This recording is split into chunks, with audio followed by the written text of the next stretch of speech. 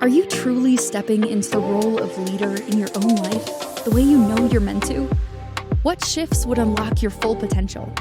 It's time to explore those answers with the host of Sacred Leadership, intuitive business coach Sherisse Alexander.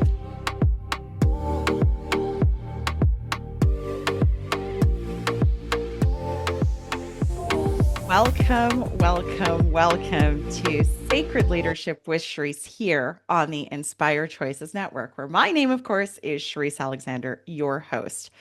On today's episode, I'm going to be talking about what I'm learning about myself right now. It's time to do some real-time reflection in a season that did not unfold in the way that I expected it to. I literally just got off a plane from Nigeria, and the plan for this first quarter was set with so much intention and structure and expectation for myself and the things that I had every intention of doing. And instead, what I found myself doing was sitting with feelings of not doing enough, not being enough, all kinds of internal pressure. And really, I felt so much unsettlement within myself. And I found that there were often days where I'd be like, what am I missing? What am I not doing? So today, what I'm going to be talking about are some of the questions that I really needed to face for myself in terms of what I'm doing, what my plans are, what my intentions are, so on and so forth. And given that it is now April 1st, and the end of the first quarter has come and gone. I don't know about you guys, but personally, this time is just absolutely flying. And I find myself often reflecting on what did I plan at the beginning of this cycle or this season, and what did I actually get done? And today is just one of those days full of firsts because we are live today, which is fantastic. And of all days to be live, I had very little time to do any sort of planning. So it's so outside of my comfort zone where I love to have things planned well in advance, where I know what I want to be talking about. And I come into situations feeling very, very structured and grounded and settled. And so, what happens when we plan for all of this structure and grounding and settlement, and otherwise, what we get instead is a scenario that feels very much outside of our control and a little bit like organized chaos.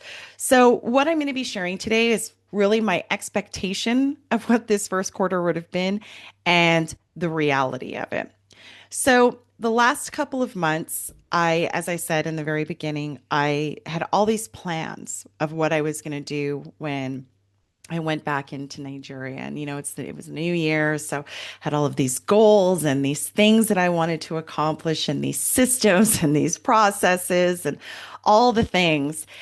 And what I often felt as I was going through it was, why does this feel so hard? Why is this not going as smooth as I thought it would? And there would be days where I would literally just pause and I would be like, it's not moving in the direction or as fast, really more as fast as I wanted it to move.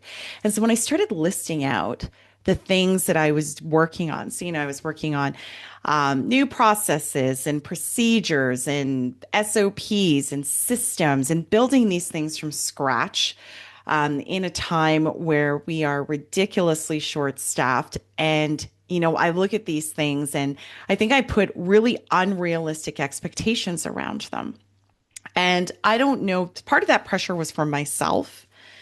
Part of the pressure was from what I could see very clearly the business needs. In addition, it was pressure from staff asking for these things to be in place. And as I tell my people all the time, everybody has somebody that they need to be accountable for or to. Doesn't matter if you're an owner, if you're an employee, a CEO, a managing director, there's still somebody that you have to be accountable to in addition to yourself. And so there's all of these external parties that need these things. And so that's where the pressure came from.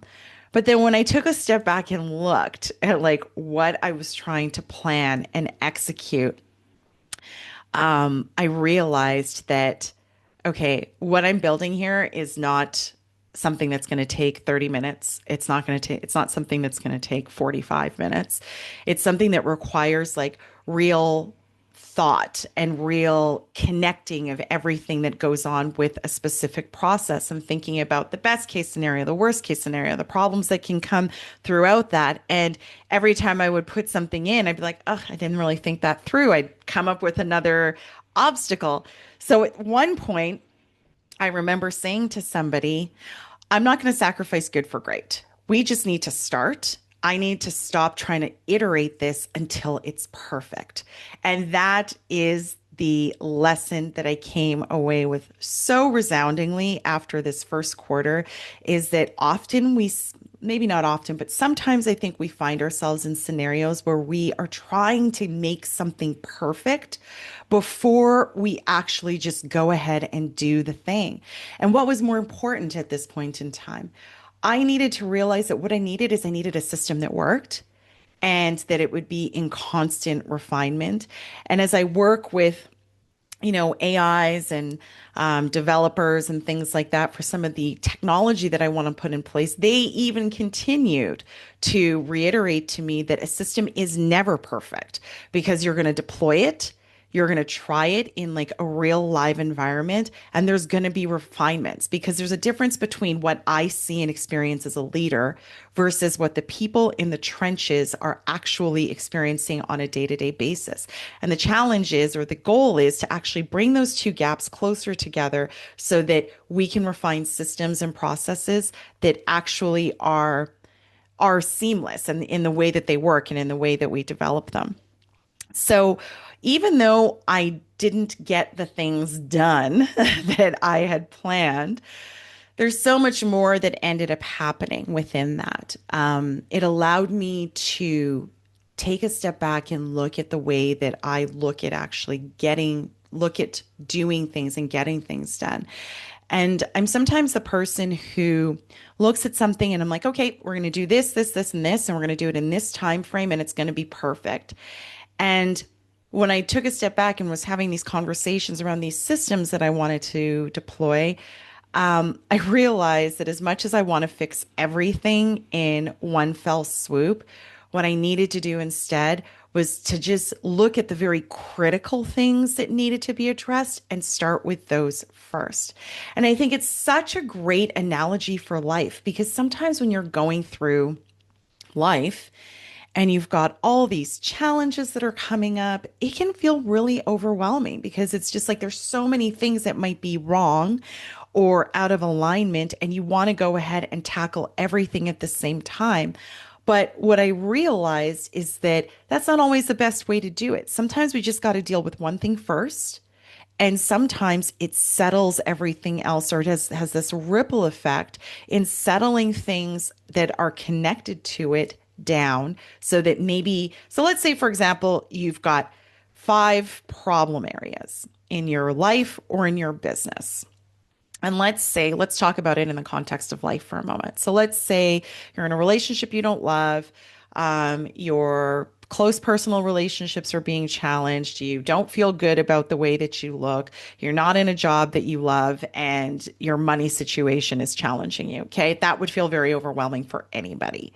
But what can you take a look at first? So let's say it was, okay, if you're somebody where personal relationships are really important to you, you might start there. And I would probably pick the thing that matters to you most.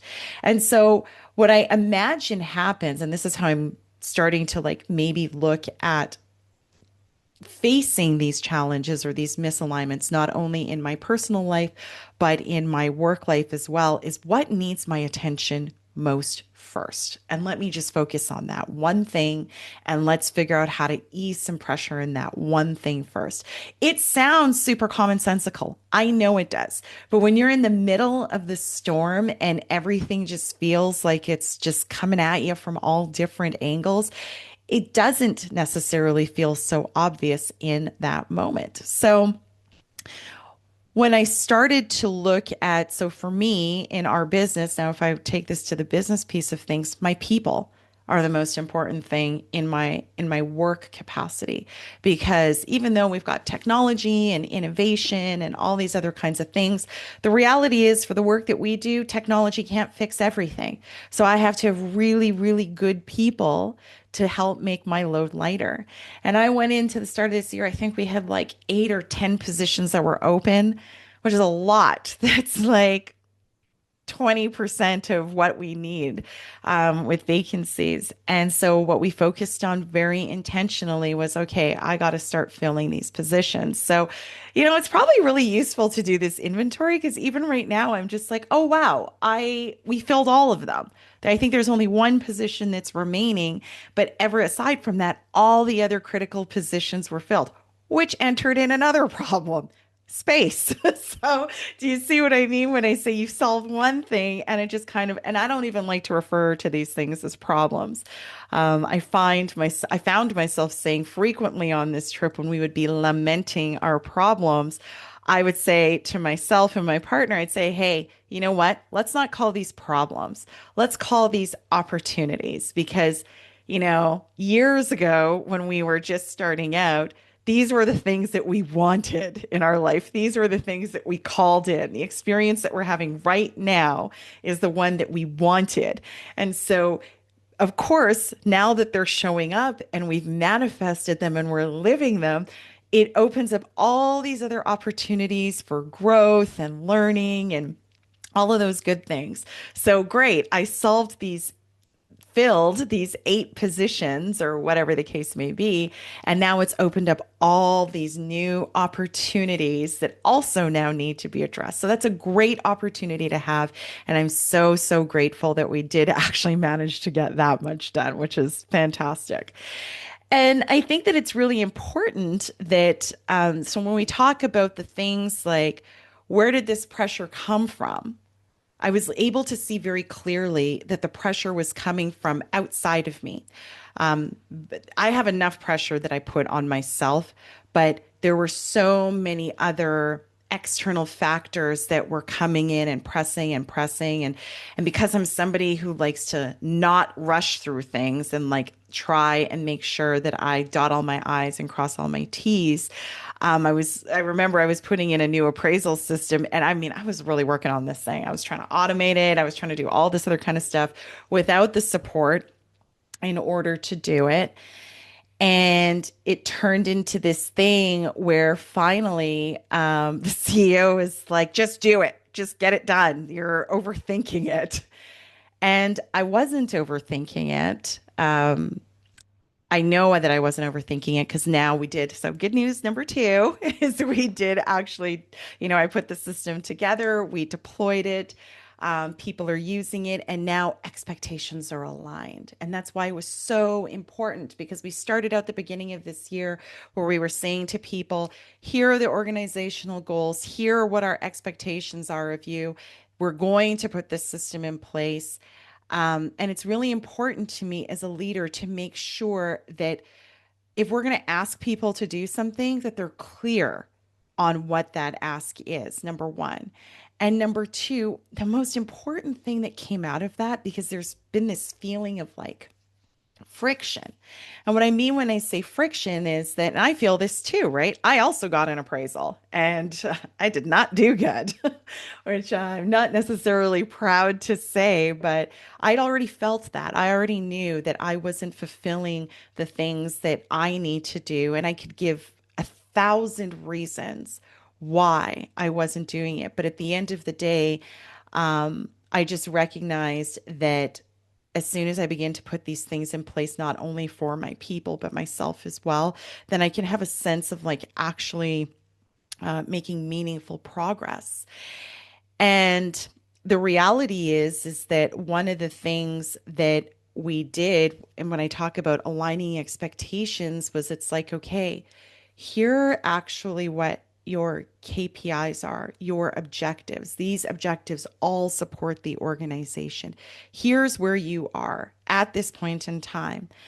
And it's funny because before I would have these conversations, I prefaced it always with saying, I need you to be really honest with yourself when you do this assessment. And I would tell people, I'm like, I did this for myself as well. So I'm not speaking from a place where I can't understand and I can't appreciate, I can't do any of those things. I've done this for myself. I went through it with the CEO and I was basically like, it doesn't feel good when we are looking at something and we're working so furiously. And I think this is where the challenge was, right? We're all in this workplace and we're working so ferociously to achieve our goals. And the question I would pose is the effort and energy that you're putting in, is it helping to support the company in the way that it needs to be supported to meet its organizational objectives? And so when I asked myself that question, and when I looked at the things that are part of my role, I was able to be really, really honest and objective with myself and say, no, I wasn't. And so when I sat with the CEO and I was like, because I'll be honest, I recently did a little assessment to figure out like how do I receive information, and because I'm someone who's led by emotions, compassion, empathy, community, those kinds of things, I can have a tendency to really personalize feedback. The good news is that I'm also someone who likes data and can, once I've push the story aside to revisit later and what it means to me, I can look at the data and really be very honest with what the data is. So before I continue talking about what that assessment looked like, we are going to take our first break. And when we come back, we're going to talk about my own appraisal and how that led into the feelings of not enough. So we'll be right back. Leadership isn't reserved for CEOs or world leaders. It's something each of us is called to embody in our own lives. But how do you awaken that inner leader with clarity and confidence? On Sacred Leadership with intuitive business coach Sherisse Alexander, you'll discover powerful tools and spiritual insights to align your words, actions, and outcomes.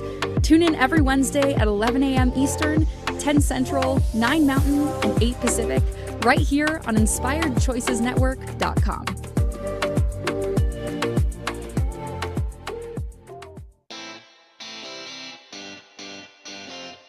Are you a subject matter expert? Are you here to share your expertise with an audience waiting to hear from you in only the way you can deliver? Are you ready to have your voice amplified across the airwaves? Inspired Choices Network has a global radio platform streaming to millions of people across the world.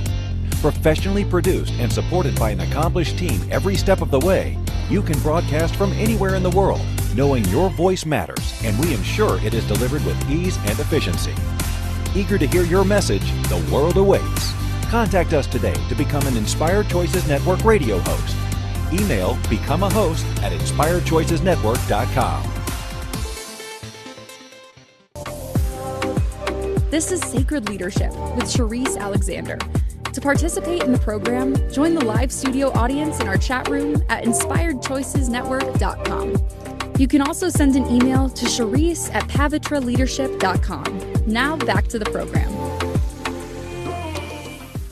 Welcome back to Sacred Leadership with Sherisse here on the Inspired Choices Network, where today I am sharing what I'm learning about myself right now in very, very real time. And I feel like sometimes it's important for the things that I'm sharing on this podcast to be processed in like real time. And why do I want to do that? I want to do it so that you understand that I don't have all the answers. I don't have it all figured out. All that I'm doing is sharing my own experience about the things that I'm going through personally and professionally, and how they show up in real time. So, with all the pressure of all the commitments that I make as a leader in the organization, in my life, and then always constantly going through this, looking internally. So it's crazy because even now that I think about it, this is the dance that I'm talking about, right? How do we take these personal development and spiritual development practices and modalities and weave them into the fabric of everyday life? And that's what the point of this is to show you that there's zero perfection in this. I do not, let me watch my verbiage. There is zero perfection in it. I am like every single one of you who is truly trying to do the best I can with the tools and resources that I have at my disposal and share those with you in real time as I have these experiences. So, right before we went to commercial break, I was talking about a recent project that I did finish. Yay! Appraisals, such an important part of any organization.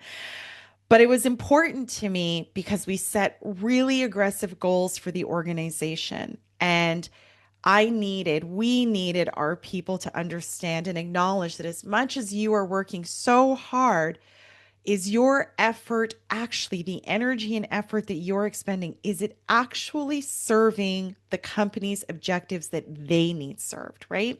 So we all had to take a step back.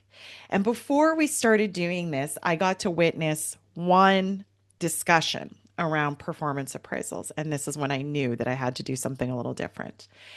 And the person that was doing the appraisal, so I sat in on it, and the person that was doing the appraisal just delivered the information. And the person who was receiving the information was really personalizing it. And it became very emotional very quickly. And we only did one. And this is what I mean about systems, right? And having to refine them as you go along. And I was like, okay, we can't do this like this because this is not going to go well. Now, I'm happy to report that after lots of conversation and lots of space for open dialogue, everything kind of turned around, and then there was understanding without the feelings being attached that, you don't need to personalize this. So I take this back to my lab and I'm like, okay, we got to frame this in a little way, in a different way, so that people don't get the wrong message. So I wish I brought the book today, but I did not. It's tucked away in a suitcase somewhere. I had done this assessment a couple years ago. It's Colors, Personalities by George something. I'll drop it in the show notes at some point in time. And it was really helpful. 4 color personalities: blue, green, orange, and gold. And I said, you know what I'm going to do? I said, I'm going to get my leaders to do this first. I want them to assess themselves, figure out what their 2 dominant colors are. So for those of you who are not familiar with the colors personalities, there's many, many different variations of this type of context out there. This one I find to be very, very simple because there's only 4 colors. And so blue people are generally your community people, they're team leader, like they're team oriented, they're compassionate, empathetic, that's their, like, people who score high in blue, that's what they're all about. Green, data. Give me the information, very, very analytical and logical. Orange, high energy, driven, direct. Give me information and give it to me directly and in short bits. Borderline rude, and I added that last part in, but just very, very direct, could come across as being abrasive. And the last category is gold. And gold people are all about systems and organization and structure and foundation. They're generally speaking your accountants, things like that. So I had all my leaders do this. And it was really informative. Some people I nailed, like I had known what they were before they had even done the assessment. And when I gave them the context, and I was very clear when we did this exercise at the office, that there is no right or wrong. We all have these colors that dwell within us. It's just our default mode when we're maybe feeling a little stressed. So the reason why this was important is that when I explained it to this particular leader that was doing this assessment, he was a high orange followed by green. Now, remember, I said high orange means direct, to the point, almost like very blunt, and followed up by green, which is about the data. And that's how he was delivering this information. It was almost like, here we are, like, these are the things you needed to do and you didn't do them, full stop. No softening it. No, you did really good. None of that. It was just straight up, here are the facts, and very, very direct. The person who was receiving it, now I know this person. So my bet is that if this person did the assessment today, they would have a high blue in there, probably followed by green. And their reaction is what tells me that they are probably a high blue. So when I talked to this leader, I said, do you see now why this person received the information as an attack on them? You were being yourself, which is orange and green, and they are being themselves, which is blue and something else. So, where I left it with my leaders is I said, listen, your job as a leader in this organization is to modify your delivery. It's not the content you need to deliver or to modify, it's the delivery, especially if you're interested in people receiving the information, because communication is a two-way street. It is not just about, can I deliver a message? You have to be able to learn how to couch information so people can ultimately receive that information. Long gone are the days where, as leaders, we can just say, do it because I said you should do it. Those days are gone. They're changing. These new younger generations are coming in and they're asking questions. You know what? Good for them. They should ask questions. That's called critical thinking. Hey, I'm curious about this, or this doesn't feel right. This feels out of alignment. And we should encourage people to have open dialogue. Otherwise, how do we as society grow and evolve and learn if we're not willing to hear what other people's thoughts, feelings, and ideas are on certain things? So, anyways, long story short, why do I bring that up? Because I had to do the same thing for myself. The CEO of our organization is, he's like high orange as well, followed by green, and I am a blue green. So when I was getting my own appraisal, I was really personalizing it, like really, really personalizing it. Like I wasn't crying or being emotional or any of those things, but internally, I was like starting to tell myself a story. I suck. I'm not good enough.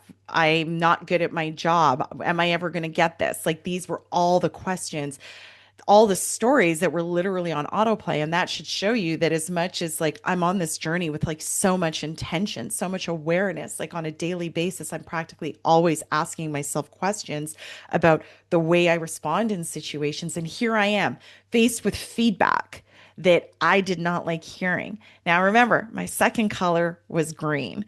So I was quickly able to, so I moved away from the conversation. Off I went to like, look at my KPIs, and look at it and really assess myself. And then I came back to the table and I was like, okay, you weren't wrong. You were right. You were right that I have not achieved organizational objectives. So let's dialogue about it. Now, because our CEO can be very direct and very to the point, I also said, you know that I'm a blue, which means that I'm sensitive. So I would really appreciate it if you could deliver the information in a way that I will hear it. Because that is, as a leader, and this is what I left my leaders with, which was I could not say this to them enough. If you're going to want to lead in the way that the world is evolving, then I'm not saying to change yourself. I'm not saying that the things that you want to share don't matter. The content that you believe or the message that you need to deliver isn't important. I'm not saying to lower the bar on any of those things. But what I am saying is that there is a way that we can deliver messages so that they land within someone so that they can actually hear it. Because not everybody has emotional intelligence, emotional awareness, emotional maturity to be able to say, okay, I'm going to strip away my feelings from this for a moment and just listen to the content of what is being said. Not everybody is there on their journey. So you have to ask yourself as a leader, not just in business, but in life, what's more important? Is it saying it the way that you want to say it because it feels good to you in the moment? Or is it saying it in a way that the person will receive it and you will get elicit the change and evolution that you're looking for to meet whatever the objective is, personally or professionally? Now, the other part of this, which I haven't even touched on, was all the stories of not being enough, not doing enough, just all the things, blank, not enough. And I had to really sit with that. I mean, like on a daily basis, I was sitting with that question and all these external pressures. But I think at one point, what really actually helped me to move through that was to like, first of all, I employed just a super simple system where I have this whiteboard in my office and I just wrote down three things. I put a visual on there, an affirmation to like just remind myself of what we're building.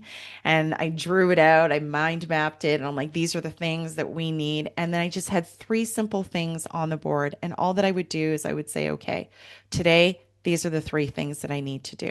I might have a list of 30 or 40 things. You should see my planner. It's disgusting. And I try not to look at it because it'll give me a sense of anxiety. But instead of like worrying about the 100 things that are on there, I'm like, which three things are the most critical that I need to get done today? And that's all that I focused on. So that by the end of the day, I could begin to feel this sense of accomplishment. It's not realistic to have a to-do list of 100 things and think I'm going to get through 100 things. We're not talking about 100 tasks. That's not what we're talking about. We're talking about 100 maybe systems, processes, procedures, like all the foundational things that are in constant need of refinement, especially as you're scaling. What in my right mind actually made me think that I could do 100 things in a day or in a week? It just was not even a realistic expectation. So, my lesson for myself here is that when we begin to have these stories that emerge, pause. And trust me, I let myself. I locked my door and I had a solid cry. And I just let myself feel all the things that were bubbling beneath the surface. And then, wiped my tears, washed my face, reapplied the makeup, unlocked the door, and wrote my list and got back to it. And I'm like, okay, so instead of looking at 100 things, let me look at three. And I was very focused on the three things. And at the end of the day, or the next day when I came back, and I'm like, okay, I've done my part. I've pushed it up the chain to the next person who needs to look at it. And I had a sense of accomplishment. So, what did I learn in that moment? Grace. Have grace for myself. And even more importantly, have grace for my people when I'm working with them. And so even when I was doing these appraisals and the like, I was saying to people, this is not perfection. I just need us to start. I'm looking for progress. I'm not looking for, 100% across the board. What I'm looking for is the progress and the teeny tiny baby steps towards fulfilling these organizational objectives. So with that, we are going to go ahead and take our next break. And when we come back, we're going to talk about environment and misalignment and what that meant on this trip. We'll be right back. Leadership isn't reserved for CEOs or world leaders. It's something each of us is called to embody in our own lives. But how do you awaken that inner leader with clarity and confidence? On Sacred Leadership with intuitive business coach Sherisse Alexander, you'll discover powerful tools and spiritual insights to align your words, actions, and outcomes. Tune in every Wednesday at 11 a.m. Eastern, 10 Central, 9 Mountain, and 8 Pacific, right here on InspiredChoicesNetwork.com.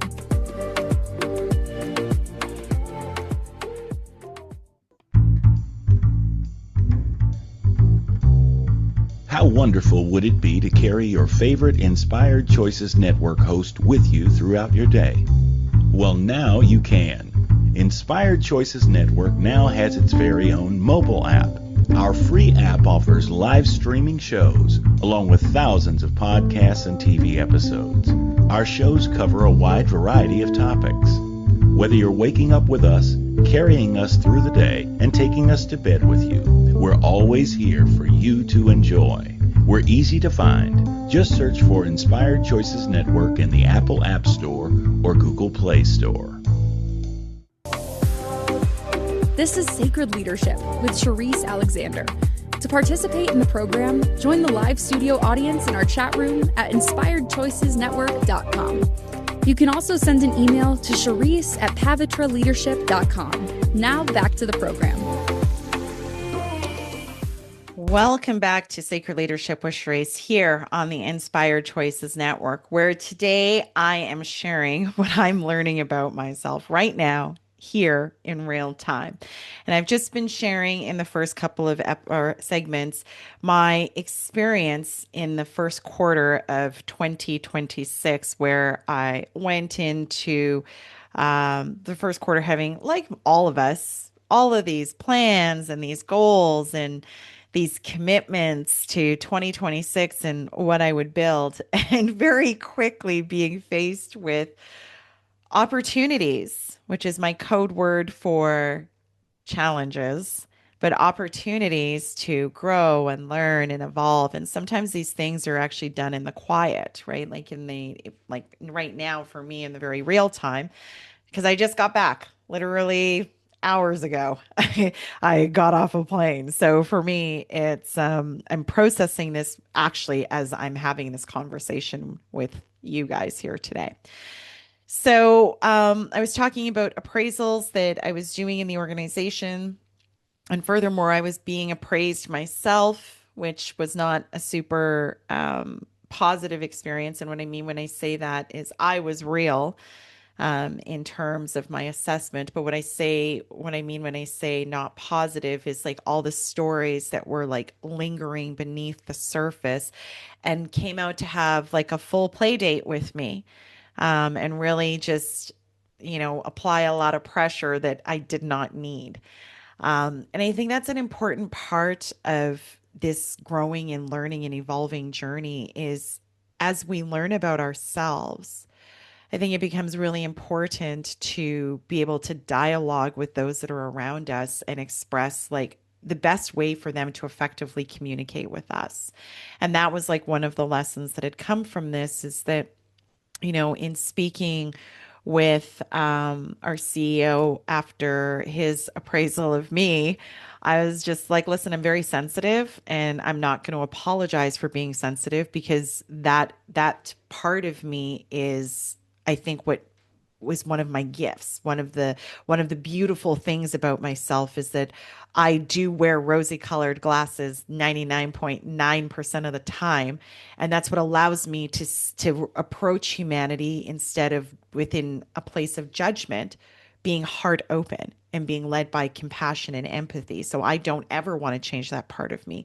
What I look to balance it with is that secondary piece of me that is driven by data and analytics and logic. And I think that those things can play very nicely together when we're aware of it. So it's no different than, divine masculine energy and divine feminine energy. It's very similar in terms of having this heart-centered approach to things being, and then the second piece of me being data driven. And so the reason why I'm bringing it up is because I was finally able to say, I hear you. I agree with you. Please deliver it in a way that I will hear you without all the feelings attached to it. I've got all my feelings already that are constantly on autoplay, and it would assist me greatly if we could do it in this format. Now, I'll let you know when the next appraisal happens, which is in a month, how that goes. But I think how I can preempt that is I'll do the appraisal myself first, and I will push it to him and say, okay, here's my assessment of myself. Let's schedule a meeting so we can have a conversation about it. And you can give me some data or you can give me some feedback that's grounded in fact. So that's me taking initiative and to degree control of the situation so that we can have this feedback dialogue in a way that I like to receive feedback, which is, yes, I can be very professional and put feelings aside and so on and so forth. But at the end of the day, I'm very clearly saying this is how I need to receive data. You can give it to me direct, but I'm going to set the container for what that looks like. And so that's me like standing in my own authority and my sovereignty and saying, I can take the data and I want it, but this is how I want you to deliver it to me so I can truly hear what the feedback is and grow and improve, because I'm somebody who is always looking for growth and development and movement and evolution. I am very intentional about it. So it's not ever that I don't want the feedback, but I do want it delivered to me in a very, very specific way. So this is what I mean when I talk about environment and misalignment. So the environment that I operate in is one that is very, very fast paced. It's dynamic. It's constantly changing. There's lots of energy. It's like it almost feels like it's just such a constant flurry of activity. And I'm someone who can be in that energy.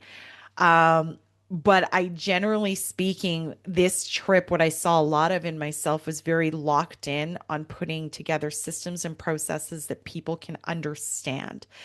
And it's complex. So sometimes I'd be working on something and I'd want to, like, because of the way that I think through things, I was over engineering it.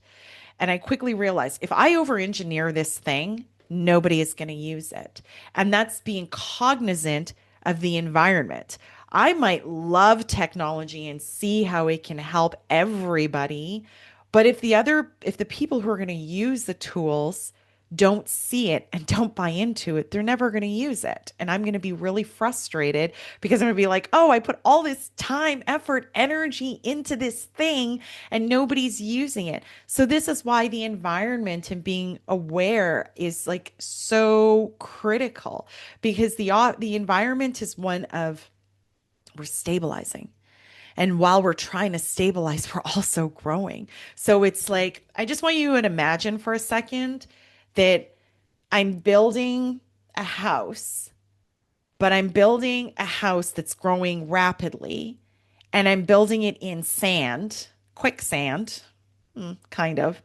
And I don't have the right anchors yet to build this structure. Okay, we're not going to use quicksand because that seems impossible, but let's just say sand because sand is very shifty, right? So, in other words, it's moving a lot. So, just imagine you're trying to build this organization and you're building it in sand and you don't have the right anchors yet, and you're trying to lay down foundation, and this thing is building very, very quickly and moving and shifting, and the design is shifting. So, I'm saying it like that so you can understand the energy of the environment. And I'm someone who always tries to be like really calm and centered within that. And it'd be funny because there'd be lots of days where I would, call my friends and I'd be like, I don't know, man. I just feel like there's nothing, like there's a lot going on externally, but there's nothing going on externally that can account for this level of chaos that I feel internally. And so when I take a step back from it all and take a look and I can be really honest, then I can say, well, of course you were feeling that way. Like, look at what I just described. Trying to build this organization, scale it, grow it, building it in what feels like sand and not necessarily having the right anchors in place in order to support massive growth that's growing quickly. So when I can put it like that, I'm like, well, no wonder, right? So this is where that grace comes in, right? To have some grace and forgiveness. And even if the people, places, and the environment doesn't support it, I'm certainly aware enough that I can have that grace for myself, recognizing what the environment is doing and wants to do, and how can I calm and anchor myself within that. So during this trip, there was lots of writing, lots and lots of writing, and a little bit of crying. If I'm being really honest, just lock that door, have a cry, and, get it out of my system and keep it moving. And even now, as I'm thinking about it, what would have probably been really valuable for me that I should have taken um, more time for is I can only think I had this plan at the beginning of the year that I was gonna take a day a week to really ground and center myself and work from home. And I only did it once because every single day felt like I needed to be in that environment. Every day felt like that. So every day I would think about it.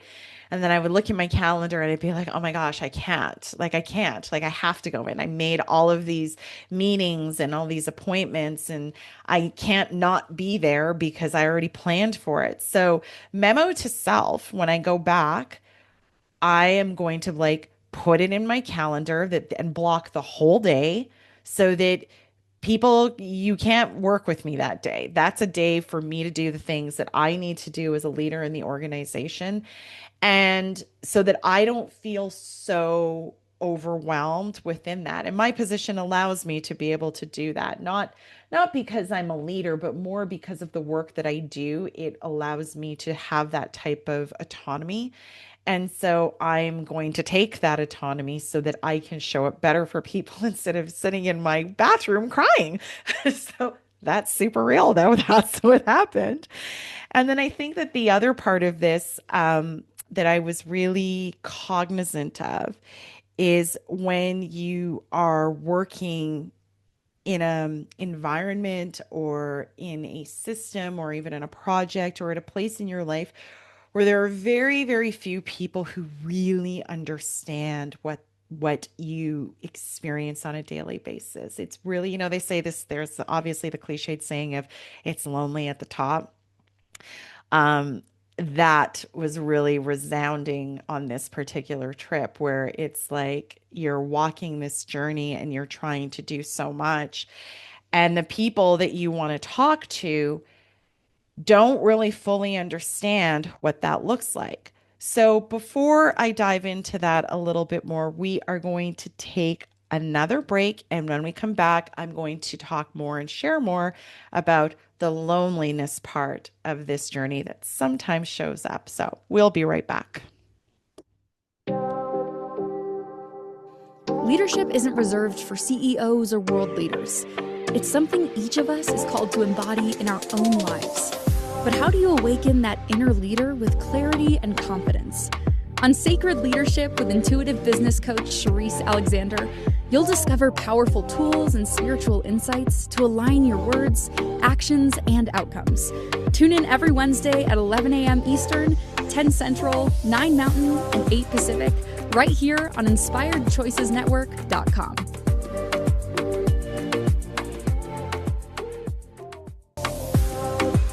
This is Sacred Leadership with Sherisse Alexander. To participate in the program, join the live studio audience in our chat room at InspiredChoicesNetwork.com. You can also send an email to Sherisse@pavitraleadership.com. Now back to the program.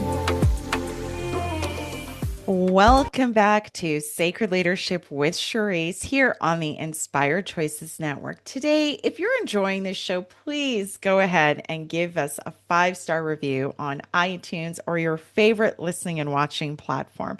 I would be super grateful, and this will help in assisting us to get the information out there to those that need it most at this time. So on today's episode, what I've been sharing a lot of in super real and fresh time is what I'm learning right now.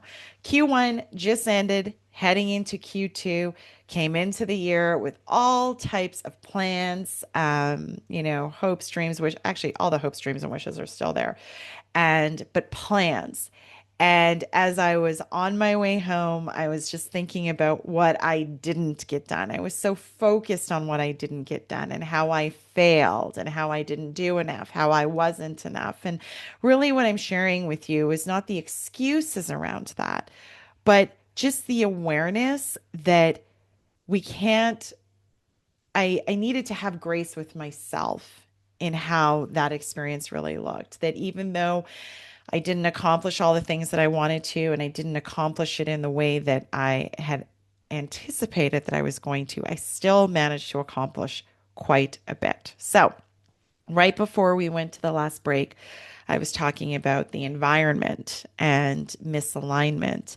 And one of the other things that I became really aware of is that, sometimes you don't necessarily have the anchors around you that really fully understand your journey and the choices that you make and the things that are in your life and how you process information. And, even though I have a support network of people around me, this particular trip felt slightly lonely in the sense that it felt like I was carrying like so much work wise and trying to like process so much internally. But the work that we do, unless you're there, you wouldn't understand it. There are very, very few people who understand it, number one.